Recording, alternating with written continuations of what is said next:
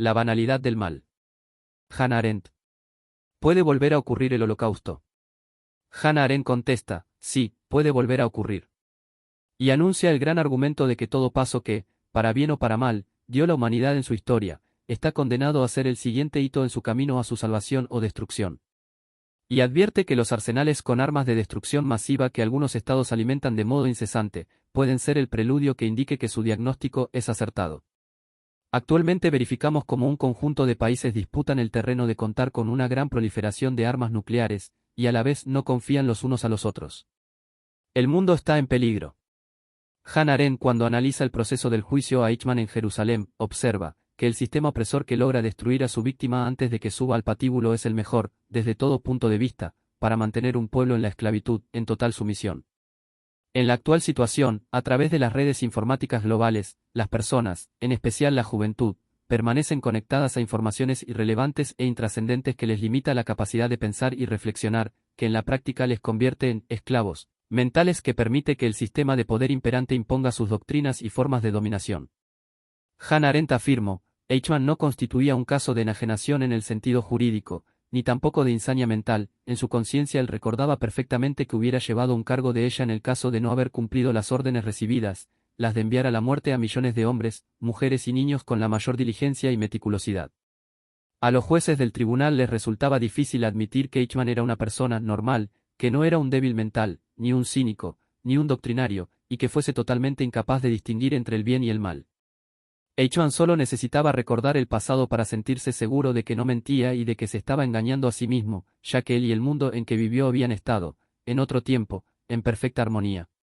Y esa sociedad alemana de 80 millones de personas había sido resguardada de la realidad y de las pruebas de los hechos exactamente por los mismos medios, el mismo autoengaño, mentiras y estupidez que impregnaban ahora la mentalidad de Eichmann. El autoengaño se extendió tanto, convirtiéndolo casi en un requisito moral para sobrevivir. Durante la guerra, la mentira más eficaz para todo el pueblo alemán fue el eslogan de «La batalla del destino del pueblo alemán», que facilitó el engaño en tres aspectos. Primero, sugirió que la guerra no era una guerra. Segundo, que la había originado el destino y no Alemania. Y, tercero, que era una cuestión de vida o muerte para los alemanes, es decir, que debían aniquilar a sus enemigos o ser aniquilados. En su libro Los orígenes del totalitarismo, Hannah Arendt nos afirma que el designio totalitario de conquista global y de dominación total ha sido el escape destructivo a todos los callejones sin salida. La victoria del totalitarismo puede coincidir con la destrucción de la humanidad, donde ha dominado comenzó por destruir la esencia del hombre. Volver la espalda a las fuerzas destructivas del siglo resulta escasamente provechoso. Ahora la destrucción de la humanidad es un peligroso designio, porque la esencia del hombre está en cuestionamiento. En un mundo donde la escala de valores se está pervirtiendo paulatinamente, existe un terreno de fácil acceso para la implantación de poderes totalitarios, que bajo las fachadas de nacionalismos populistas y falsamente democráticos traten de imponerse sobre la voluntad de las personas. Asistimos nuevamente a escenarios bélicos donde la muerte de miles de personas se convierte en tolerable y solo son un problema estadístico. Los gobiernos no reaccionan ante las masacres de poblaciones indefensas y solo tratan de justificar la defensa de sus propios intereses. Como afirma Hannah Arendt, resulta muy inquietante el hecho de que el gobierno totalitario, no obstante, su manifiesta criminalidad, se base en el apoyo de las masas. Es completamente obvio que el apoyo de las masas al totalitarismo no procede de la ignorancia ni del lavado de cerebro. Vemos que es perturbador que los gobiernos totalitarios reciban el apoyo y la atracción de las élites y la gente del pueblo, que los ven como movimientos que expresan rechazo a las instituciones políticas caducas que gobiernan los países donde el totalitarismo se ha instalado. Hannah Arendt, pocas ideologías han ganado suficiente importancia para sobrevivir, la ideología que interpreta la historia como una lucha económica de clases y la que interpreta la historia como una lucha natural de razas. En la guerra política el racismo es considerado un aliado muy poderoso y es la principal arma ideológica de las políticas imperialistas.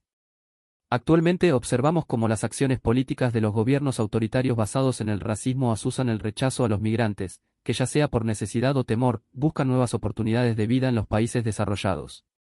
Así, de esta forma se instala la xenofobia ejecutada por sectores de las poblaciones de países desarrollados y promovida por los gobiernos tiránicos que están en el poder.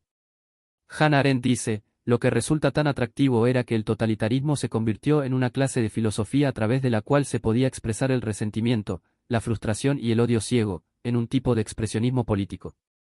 Allí donde se alzó el totalitarismo desarrolló instituciones políticas enteramente nuevas y destruyó todas las tradiciones sociales, legales y políticas del país. El gobierno totalitario transforma a las clases en masas, suplanta el sistema de partidos no por la dictadura de un partido, sino por un movimiento de masas.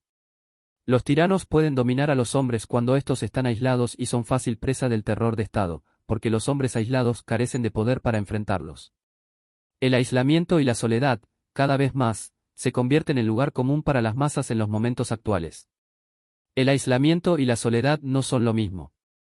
Yo puedo estar aislado, es decir, hallarme en una situación en la que no pueda actuar porque no hay nadie que actúe conmigo, sin estar solo, y puedo estar solo, es decir, en una situación en la que yo, como persona, me siento abandonado de toda compañía humana, sin estar aislado.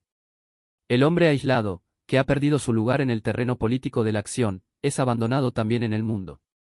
Ya no es reconocido como un hombre capaz de fabricar herramientas y transformar su entorno, sino tratado como un ser humano obsesionado con la producción y el consumo para satisfacer necesidades biológicas básicas, cuyo necesario metabolismo con la naturaleza no preocupa a nadie. Entonces, el aislamiento se torna en soledad. Lo que prepara a los hombres para la dominación totalitaria en el mundo no totalitario es el hecho de que la soledad, antaño una experiencia de transición entre dos estados, habitualmente sufrida en ciertas condiciones marginales como la vejez, sea convertida en una experiencia cotidiana de crecientes masas en nuestro siglo.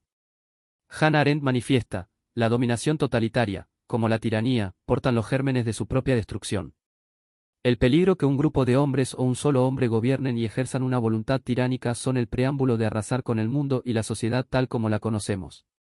Un mundo viejo, según los acontecimientos actuales, parece estar llegando a su fin y aparece un nuevo mundo que se fortalece y que con el tiempo vuelva a afirmarse con la esperanza de nuevos valores para la vida.